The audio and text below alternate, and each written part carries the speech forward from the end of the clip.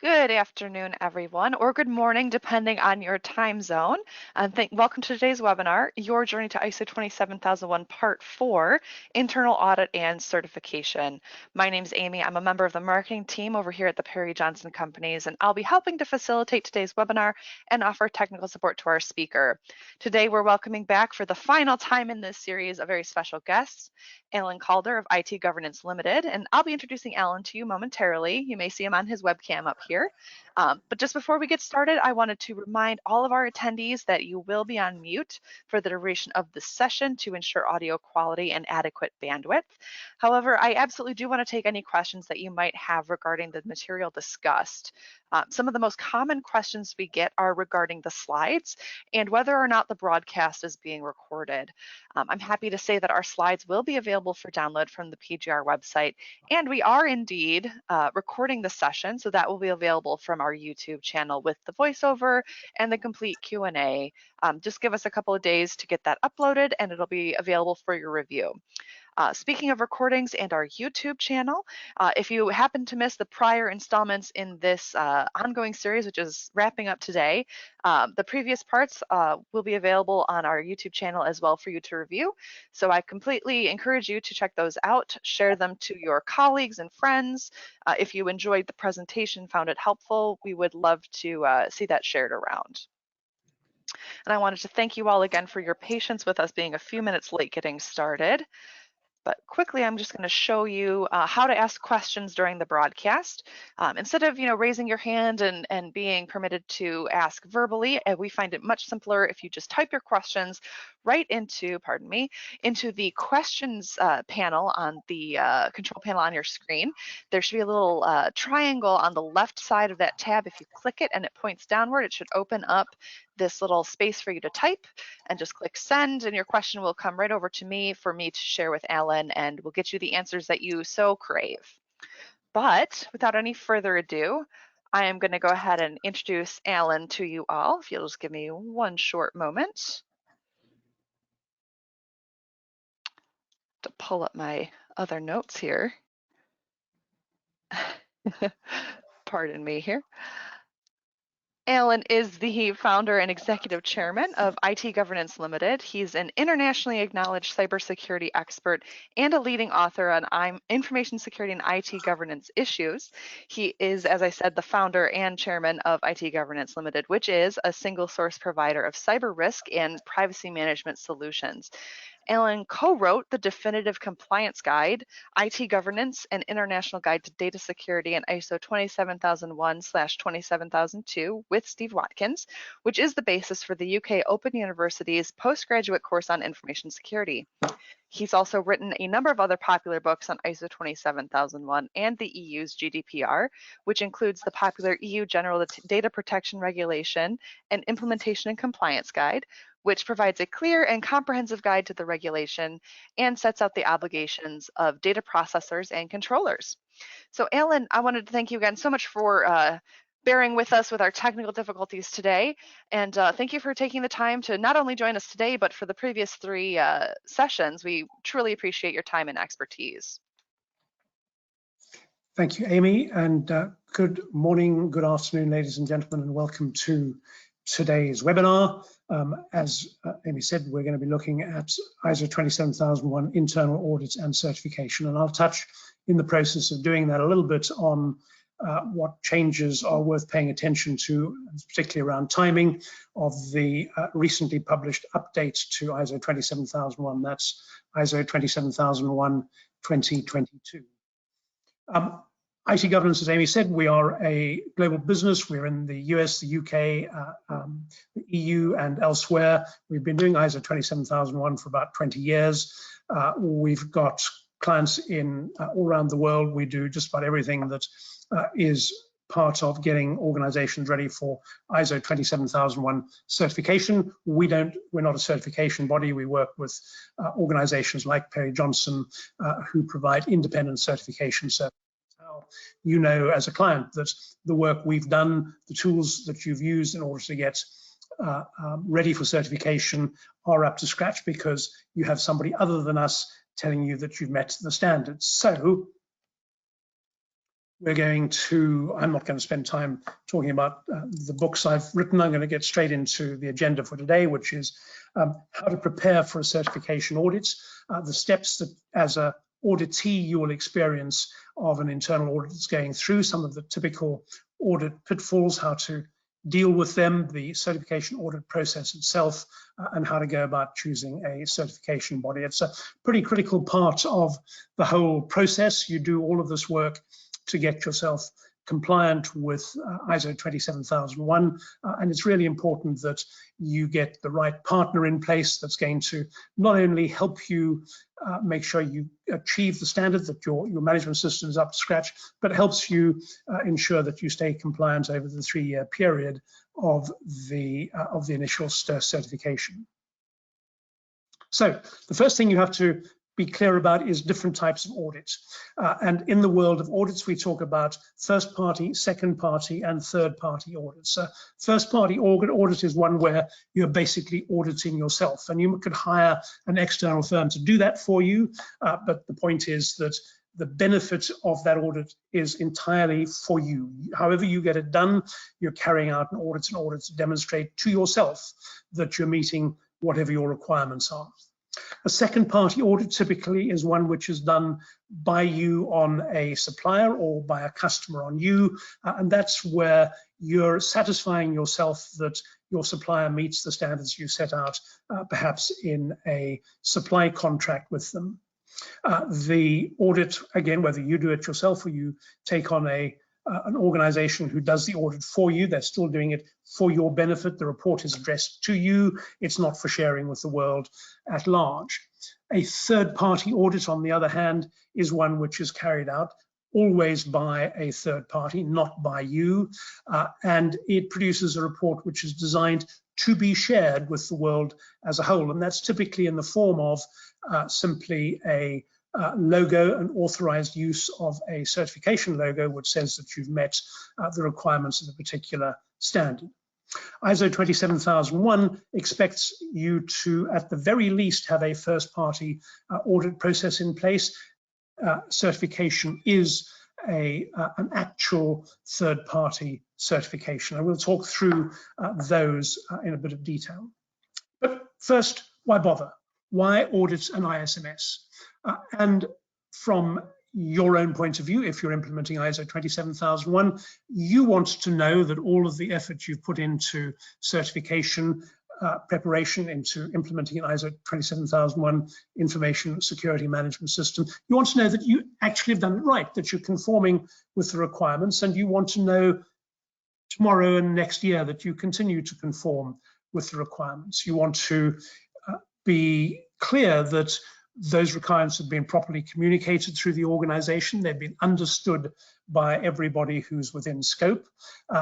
The requirements have been executed. Policies and procedures have been executed. They're effective in achieving the objectives that you wanted to achieve, and that there is evidence to demonstrate that you've done so. That's why you audit an ISMS, to satisfy yourself that you've achieved the objective you set out to achieve.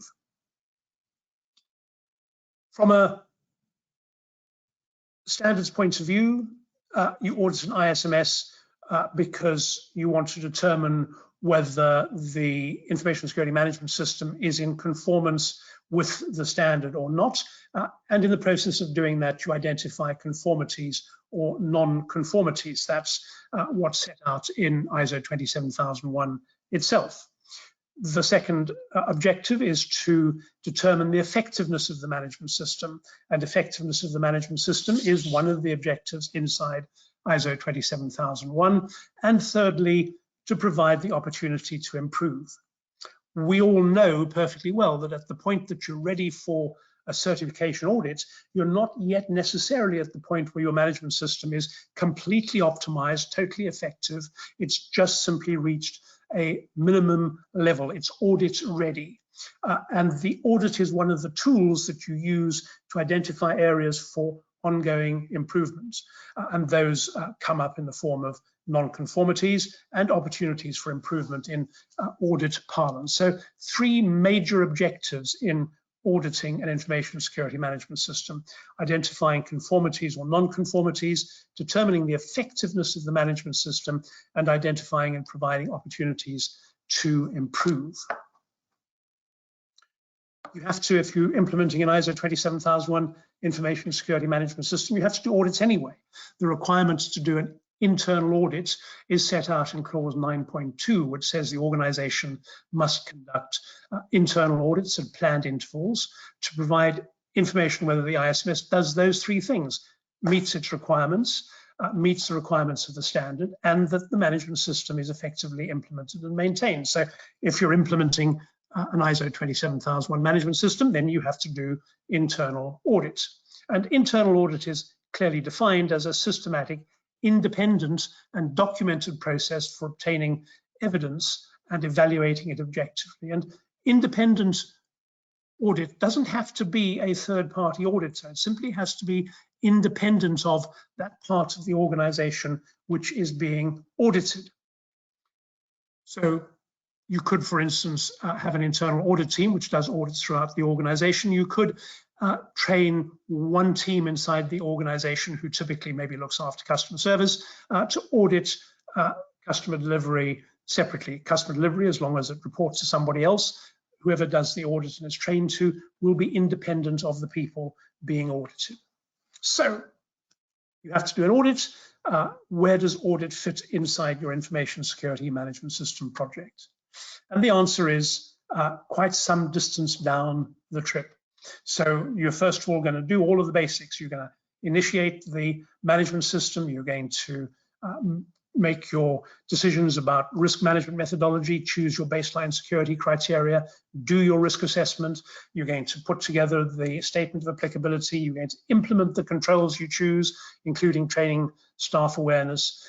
And then you're going to be kicking off the internal monitoring, internal review, and audit process. That continual improvement activity, and all of that fits you for your certification audit. So monitor, review, and audit, that's the clause 9 requirements of the standard, and certification audit, the two big audit components of your journey to having a functioning information security management system.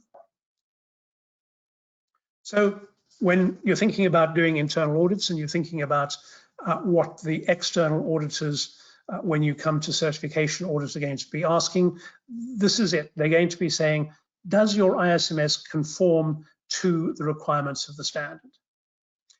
Does it conform to the requirements that you identified when you were putting in place the clause 4 elements of your management system? In other words, are you meeting the requirements of interested parties?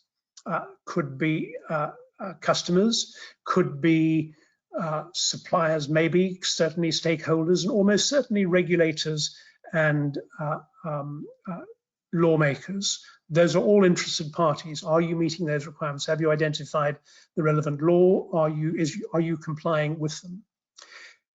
Do you have clearly identified risk assessment criteria?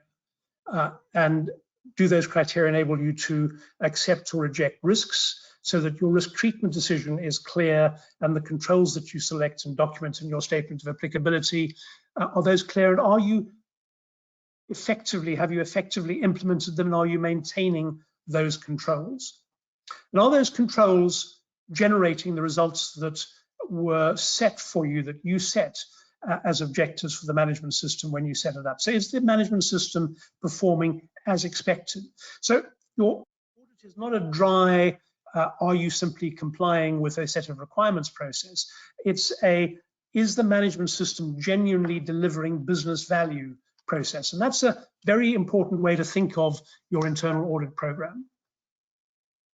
Clause 9.2 says that in implementing and maintaining an audit program, you have to take into consideration the importance of the processes concerned and the results of previous audits. So you shouldn't be just auditing the unimportant processes. You should focus on the processes which are dealing with the most significant risks inside the organization. So it might be your privacy compliance processes. It might be how you deal with information security breaches. So you need to focus on the relevance and value, the significance of processes, and you also need to look at previous audits. You need, in planning your audit, to recognize that last time you did it, you identified a number of non-conformances. You should check to make sure those have been dealt with before you continue into the next audit. If you haven't done an audit, of course, you have nothing to draw on from previous.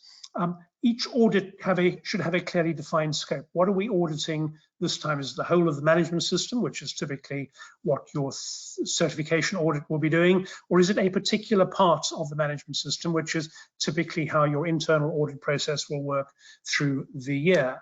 What's the scope? What are the criteria? What does good look like?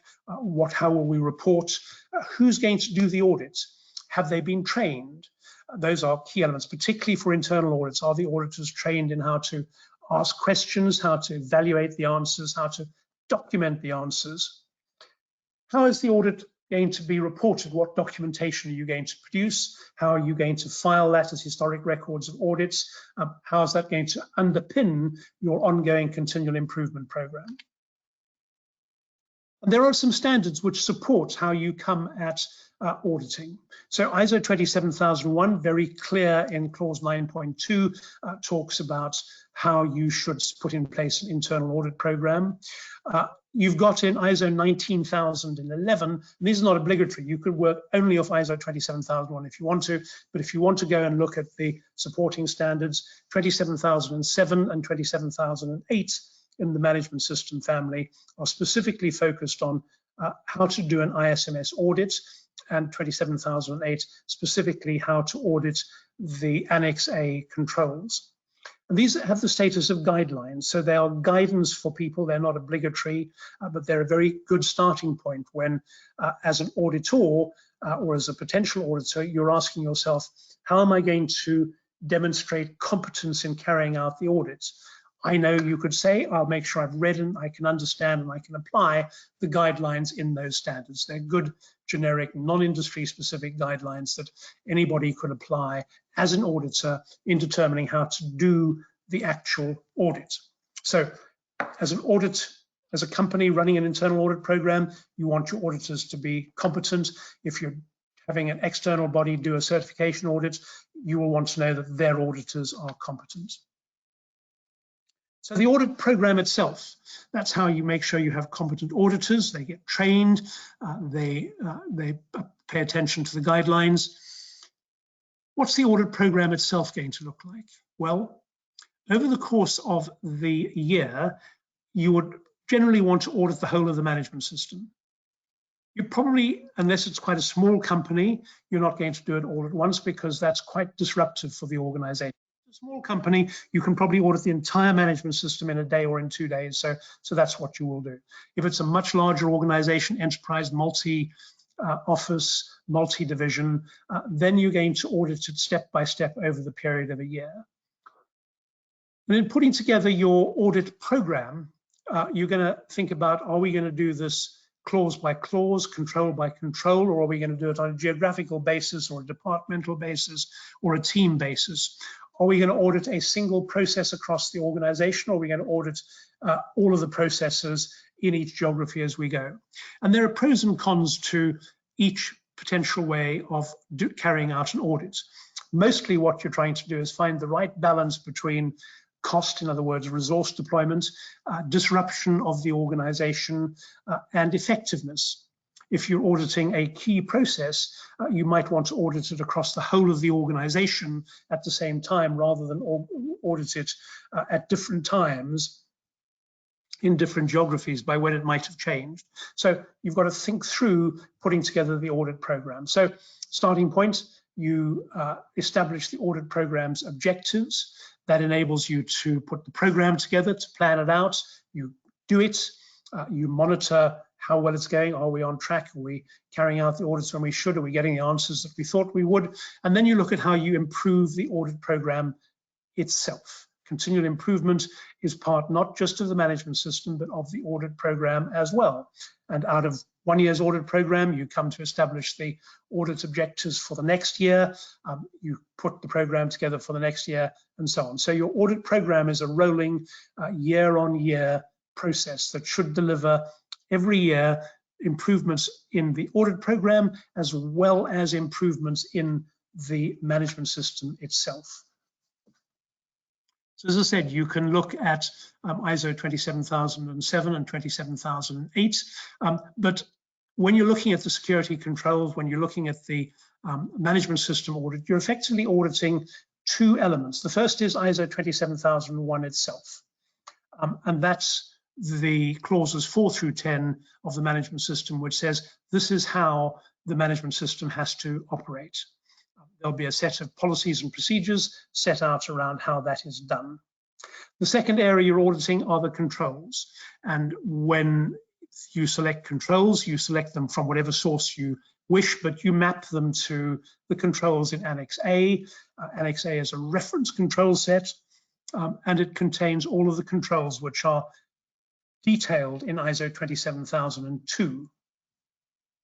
There's a guidance in ISO 27002 on how to implement those controls, but those are not audit criteria. That's just simply implementation guidance. It's not a requirement. And there is no requirement in ISO 27002 that is how you should implement the control if that's a control you've selected. So the audit will be not based on have you complied with 27002, because 27002 is not a specification. The audit will be based on how have you designed the control to meet the requirements that you set in line with the clause 9 of ISO 27001. Thinking about what role people have in an audit, that's quite important, because in planning it, it's you've got to have folk who are going to do different things. You've essentially got three roles. You've got whoever commissions the audit. That's particularly relevant in a second party audit, because you, the customer, is commissioning an audit of the supplier. But even inside an organization, management, the audit client, is commissioning an audit to be carried out of a particular division or department, and the auditee is who is going to be audited. The auditee typically will be a given department or division or geography or office, or even the whole of the organization. And the audit party is the individuals who are within the scope of that actual audit. So auditee is this division, and the audit party is perhaps the manager of and 2 or 3 people who own specific processes inside that division. The audit client will appoint a lead auditor. The lead auditor is the person who plans and carries out the audit.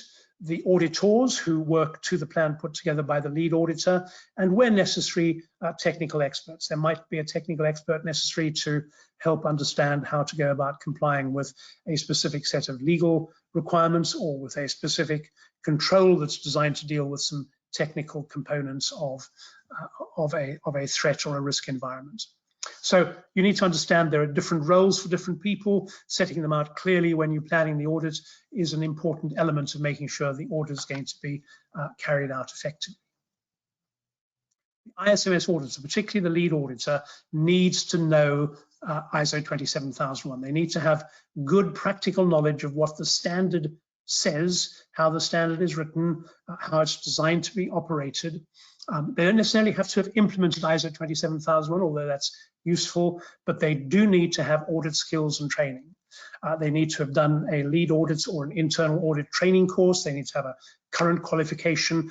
That's a training course which focuses on actual audit skills, how to ask questions, what types of issues you have to address when auditing ISO 27001.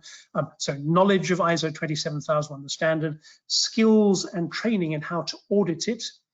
Knowledge and understanding more broadly of information security is extremely valuable, because being able to deal with a particular control in the context of information security threats is important. Being able to say to somebody, tell me how you're dealing with phishing attacks.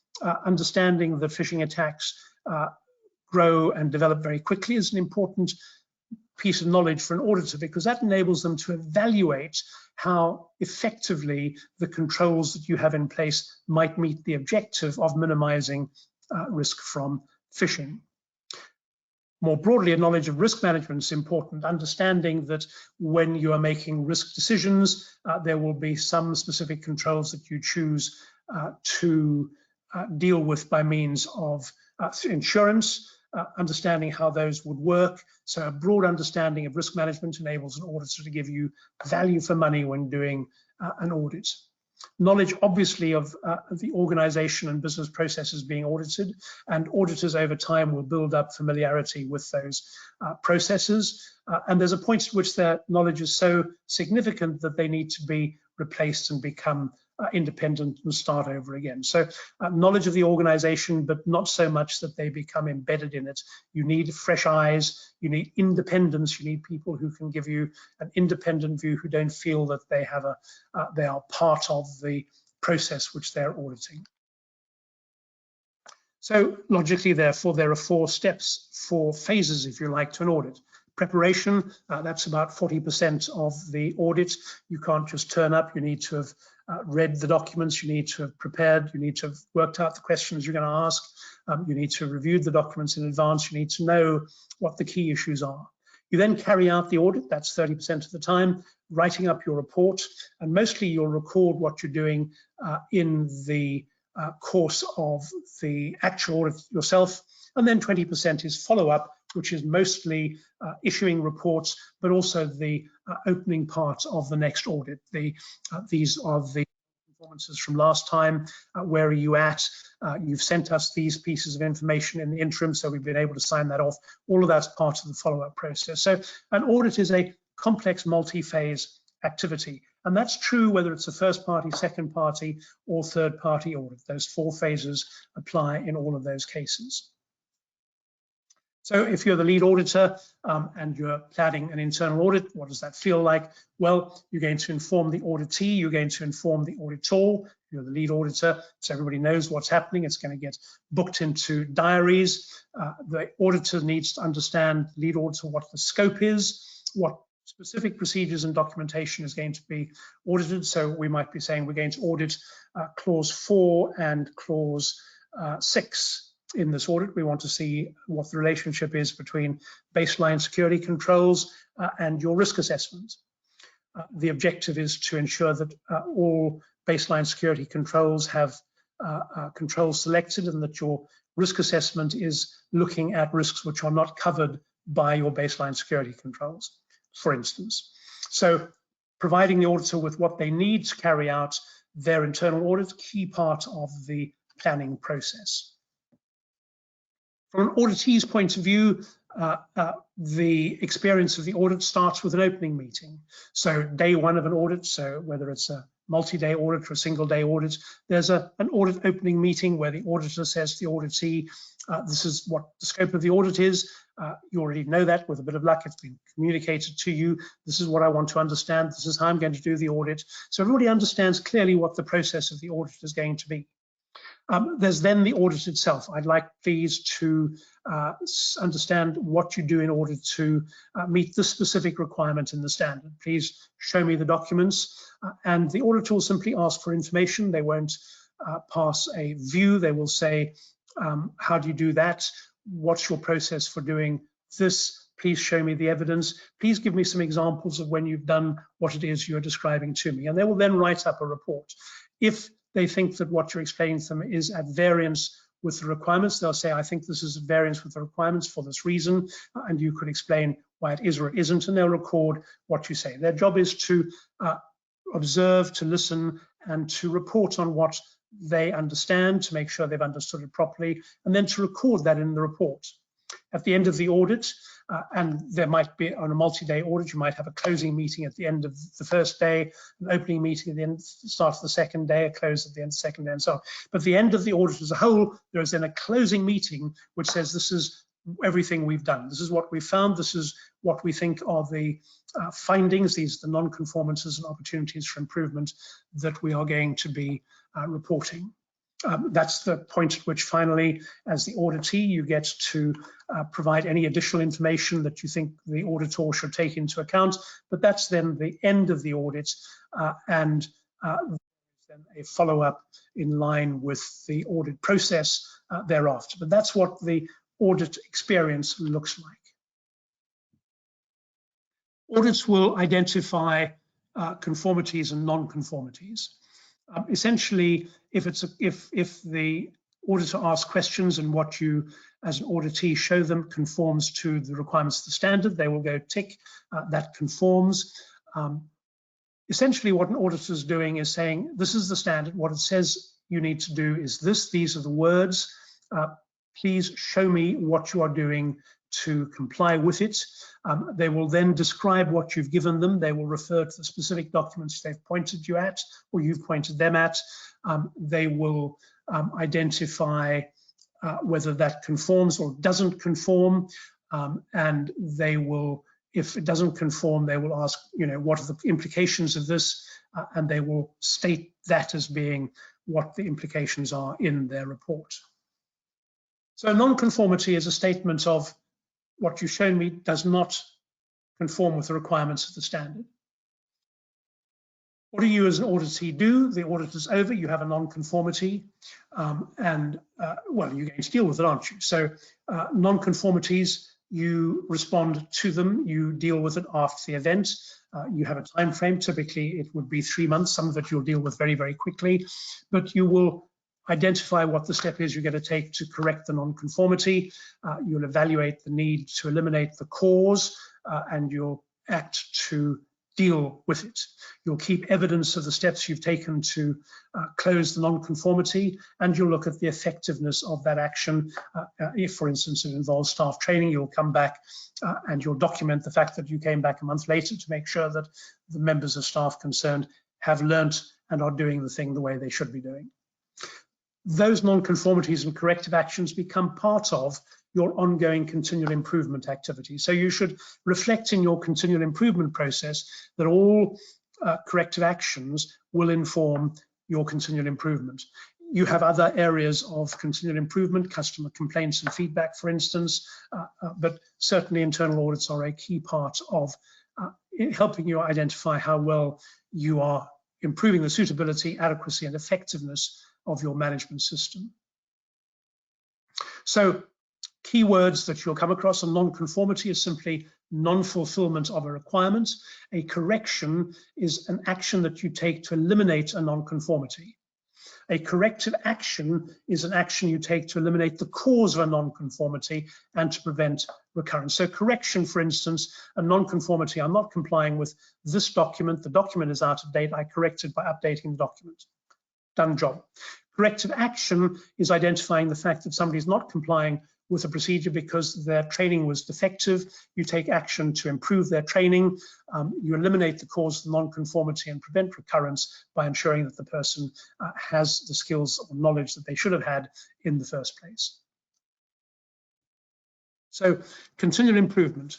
And your continual improvement process, as I said, your corrective actions feed into it, but the whole internal audit process is helping continual improvement. And management standards focus on, and ISO 27001 obviously is one, focuses on the suitability of the management system to help the organization achieve its information security objectives, how well it suits the business operations, culture, and systems, how adequate it is in terms of meeting the requirements which have been identified for it, and how effective it is at helping the organization, the planned activities inside the management system, achieve the results which were set out as being the information security objectives. So when looking at continual improvement, that's what your internal and external auditors will be looking at. They'll be looking to see how the management system evolves.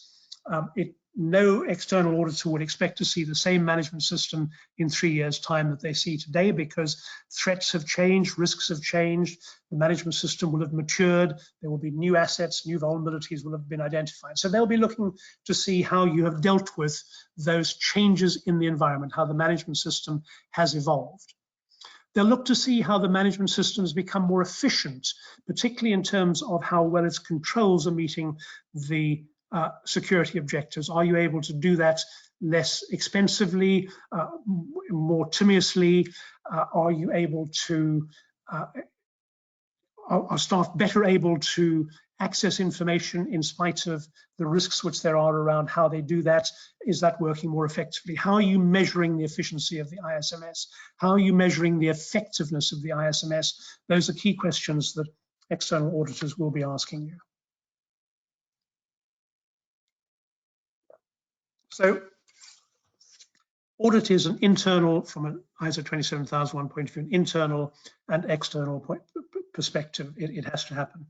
You will not succeed in getting a certification audit completed if you haven't done an internal audit, because it will be a major non-conformance. So from a non-conformity point of view, we think in terms of major and minor non-conformances. A minor non-conformance is something that you can fix given a couple of months. A major non-conformance is a major breach of the requirements of the management system. So if you fail to do a risk assessment, that is a major non-conformance. If you failed to create and put in place a internal audit program, that would be a major non-conformance. So you need to do it. You need to have a working internal audit program simply to demonstrate that you're complying with ISO 27001. But you also do it because it has major benefits. It informs you as to whether you are conforming with the requirements before you spend money on your external audit. It ensures your security stance is as you wanted it to be. It helps you meet the objectives you set. If it's not, you can address them prior to the external. It demonstrates management commitment. It informs management commitment because the results of the audit are reported to management. Management will take action on the basis of that.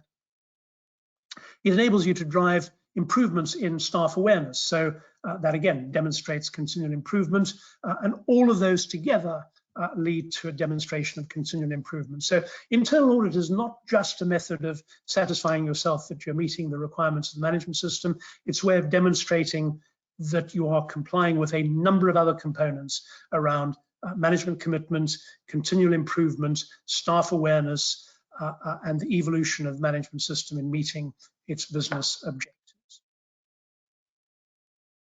So I've talked a lot about certification audits. Typically, the ISO 27001 certification audit only takes place once you've applied for certification. The reality is that you're going to apply for certification probably before you're ready for it, because certification auditors have a timetable. They need to be able to schedule it in, and if you have a business pressure to be certified by a particular date, you need to book your certification audit so that you can achieve that.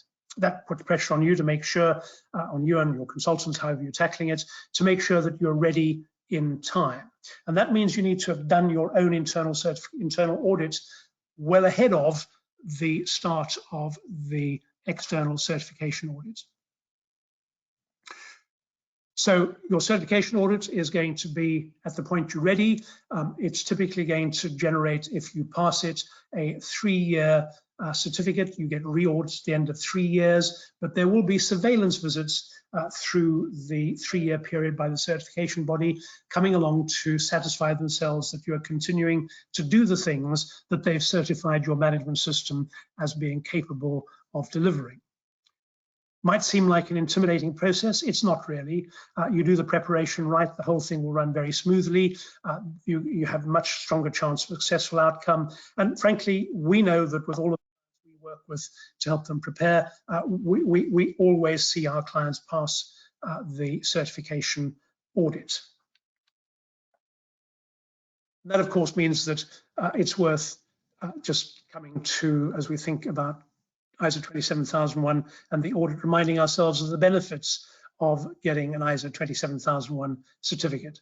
You win new business, you retain existing customers, often a starting reason for organizations to address 27001, helps you avoid financial penalties and losses because you should be able to demonstrate that you've taken genuine management-driven efforts to meet the privacy and security requirements of a whole range of privacy and PII-related legislation.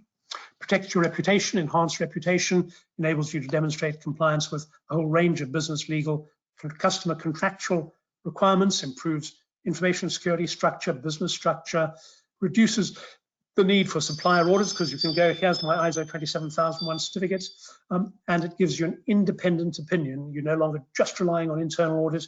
You get an independent opinion about the quality of your security management. And so many organizations go, well, how do I choose a certification body? There are lots out there. Yes, there are. It's a commercial decision. You should choose whoever's an appropriate certification body for you.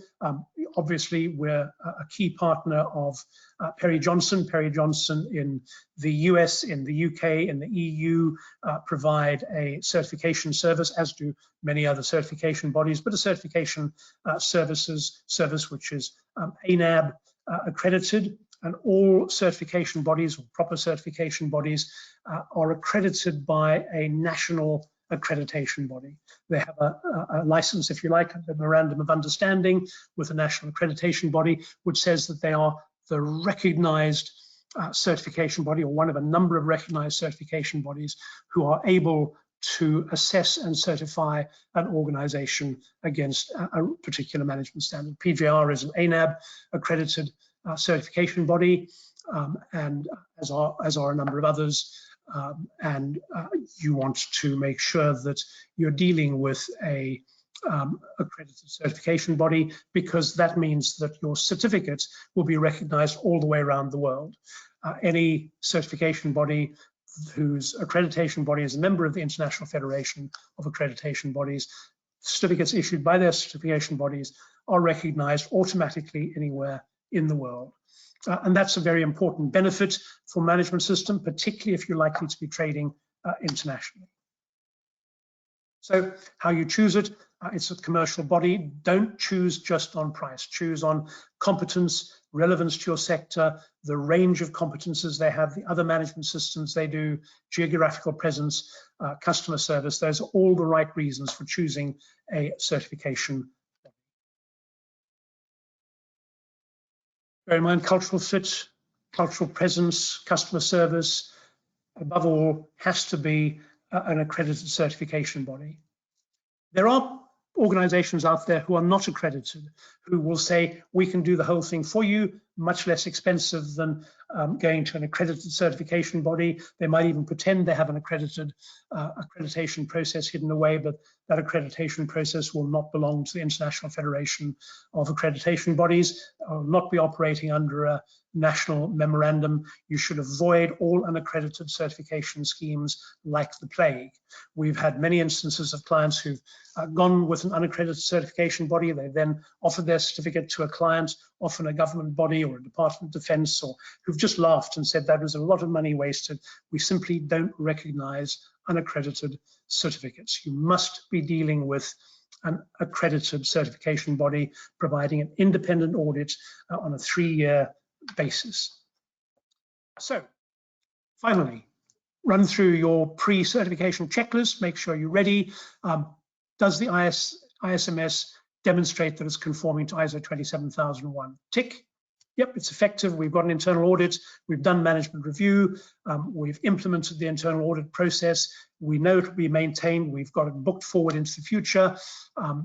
We've got the timing of the audit fits perfectly with us, fits with any other system certifications we're doing, and we recognize that we are not yet perfect. We conform to the requirements of the management system. Perfection takes time. We don't have to be perfect at the point we go into the certification audit. And so before we turn to you for any questions you've got, ISO 27001 help from IT Governance USA. You can also get this through other IT governance bodies. We have an ISO 27001 lead audit training course available for you. That means you can have somebody trained inside the organization to prepare you for audits. We've got a set of tools that you can deploy to implement your management system. All of those recognize the key role of internal audits. All of those will help you make sure you've got people who are appropriately trained and who, by the time you go to whoever Perry Johnson or whoever your third-party certification auditor is, you are fit and ready for that audit and able to pass it with flying colours. And by flying colours, I mean probably some non-conformities, a number of opportunities for improvement. Remember, you're not aiming to be perfect, you're simply aiming to be at a point where you conform to ISO 27001, and you have a process in place that enables you to learn from the audits and build on that to take you forward, heading towards consistent improvement over time. And ladies and gentlemen, that's what brings us to an opportunity for you to ask questions, which, as Amy said at the beginning, please do put them into the chat function, and Amy will share them with us, and I will answer the questions if you have any. Yes, absolutely. Thank you so much, Alan. And I know we had a little delay getting started, so we may have to end a little bit earlier than usual. But I will go ahead and throw all of the contact information for IT governance up on the screen. Go ahead and take a screenshot, take a photo with your mobile phone. Just get that information so you can hold on to it until these slides are available, as I said at the beginning, on the PJR website. And as Alan said, we absolutely encourage you to send us in any questions in the question or the chat tab on the control panel. But just to get the conversation started, Alan, I know you mentioned especially IT governance offers an online training. What qualifications are required of internal auditors for ISO 27001? So the standard simply says that anybody given a role inside the management system must be competent to perform that role. And the auditors will ask you, external auditors will ask you how you go about judging competence, and it's entirely up to you. But what most organizations do is they arrange for internal auditors and lead auditors to attend a formal training course. Lead audit training course is typically a 4.5-day training course with an exam at the end.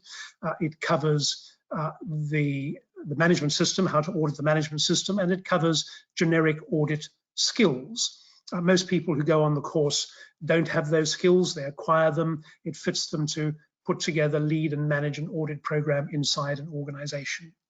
Folk who are simply going to work within an audit program, simply being internal auditors, could go on a 2-day internal audit training course. These are both public training courses, so they're offered live, typically online. You can attend them from wherever you are, delivered by a live trainer. And the internal training course looks very much at a much simpler component of ISO 27001, but covers the kinds of skills that an internal auditor might need. And somebody who's done those courses is qualified, you would say, to do the course, and then you keep track of the work they actually do, because that's evidence that what they're doing is well, and you identify whether there are ways in which they can improve that through your normal internal staff management and development process. All right, fantastic. Now, Alan, I know I've obviously run several years worth of webinars for PJR, and I know one of our most popular webinars, it's not ISO 27001 specific, but it's put on by our accreditation manager regarding root cause analysis and corrective action. It's always very heavily attended and very popular. Could you give an example or a scenario of a root cause analysis following a non-conformance specific to ISO 27001? Yeah, sure. So you might have I'll take a fairly major issue. You might have a breach of a website, which leads to a threat actor accessing a customer database with, let's say, 100,000 customers and their PII on it. That's a major data breach. It's going to lead to, in the EU or the UK, the need to report to the regulatory authorities. In the US, it's certainly going to need to fall into the data breach reporting requirements on a state basis. There may be other complications. So root cause analysis is going to say, how did this happen? You're going to ask yourself what the vulnerabilities were in the website. You're going to ask yourself how the vulnerabilities got there. You're going to ask yourself how you failed to identify the vulnerabilities were there in the first place, because all vulnerabilities are listed in a public database. And you're going to ask yourself then what it was that in your processes meant that you failed to identify vulnerabilities in the first place.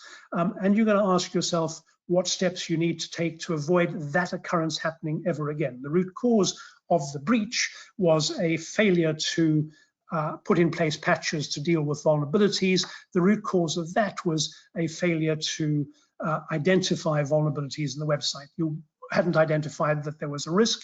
And so you go back all the way to your risk assessment and identify in your risk assessment what you needed to do differently. And if you're sensible, you look across the whole of your risk assessment to make sure that that failure to identify that specific threat actor, vector, and vulnerability is not one which you repeated elsewhere in your risk assessment. All right, fantastic. And I know a common refrain in anything regarding root cause and corrective action is that there's not really any such thing. You can't use human error as an excuse, correct? Correct. All right. I haven't seen any other questions come in, so if you have any, please do send those in. Alan, any parting words while we wait to see if any last questions come in? Sure. So I would say that from a management point of view, internal audit is one of the most useful components of the ISMS, because that's how you find out whether your management system is performing as you want it to, whether it's delivering the results that you're looking for it to deliver in terms of security of the organization. The external audit is even more valuable because that's what, if you like, ensures that your internal team stays honest. It's very easy for an internal team to say, we're doing a wonderful job, and to perhaps without intending to do so, to hide things that are not working well because they'll get fixed next time. The external audit keeps everybody honest. So from a management point of view, external audit tells you that your management system is genuinely doing as well as the internal people are telling you.